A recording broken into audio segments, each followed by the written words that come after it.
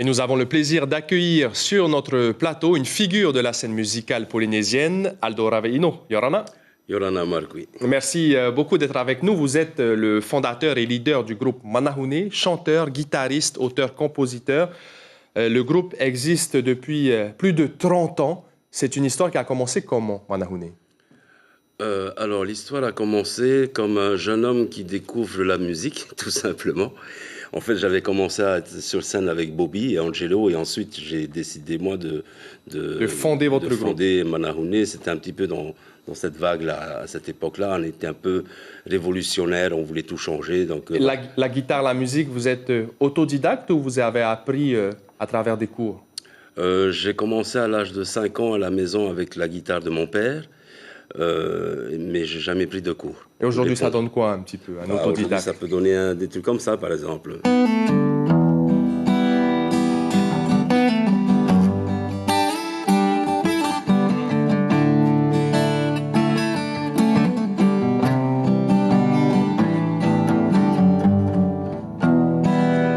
Voilà, c'est un peu...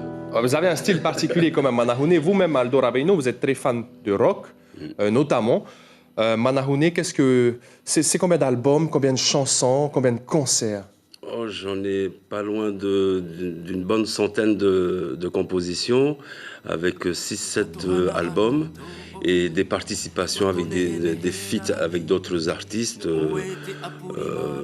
pour 30 ans de musique, 32 ans maintenant aujourd'hui.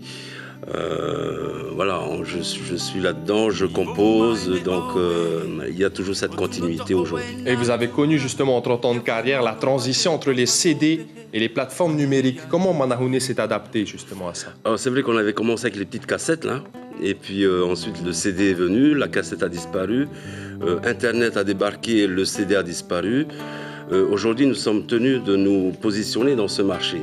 Le seul souci que nous constatons, c'est que ne vendant plus de matériel de CD, donc on a un certain manque à gagner. La question qui se pose aujourd'hui, c'est que même dans le monde entier, le sujet, il est que il y a des artistes qui composent, il y a des artistes qui font de la scène, il y a des auditeurs qui écoutent de la musique, qui achètent de la musique sur Internet. Il y a un marché énorme. Mais il faut s'adapter justement à l'ère. On s'adapte là-dedans avec le numérique, etc. Mais aujourd'hui, c'est les grandes majors qui gagnent de l'argent. Nous, en dessous, on ne gagne pas grand-chose. Voilà. On entend une petite chanson derrière. Vous avez des messages très forts. L'engagement, c'est important pour vous, pour un musicien? J'ai grandi dans l'information, dans la communication et l'actualité, en ayant été journaliste quelques années. Et tous les sujets d'actualité m'intéressent. Je suis un grand consommateur d'actualité, d'information. Vous vous inspirez de la société? Je m'inspire de tous ces événements-là pour écrire ce que je ressens à ce moment-là. Bon, c'est bien souvent un peu révoltant, un peu underground, un peu marginal, mais voilà, on a des choses à dire que certainement beaucoup ne peuvent pas le faire. Et peut-être une chanson sur Tereo Tefana, puisque vous êtes aussi directeur, et il y a l'affaire qui devient presque politique, Tereo Tefana. Qu'est-ce que vous ressentez et qu'est-ce que ressentent les employés dans le contexte où lundi, il y aura le procès en appel?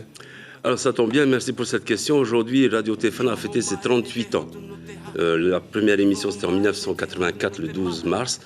Le personnel a toujours cette chaleur. Toi, oui, on a toujours cette chaleur, on a toujours cette foi dans notre outil de travail. Ça fait plus de 30 ans quand même que Tereo Tefana défend les cultures polynésiennes, la langue polynésienne.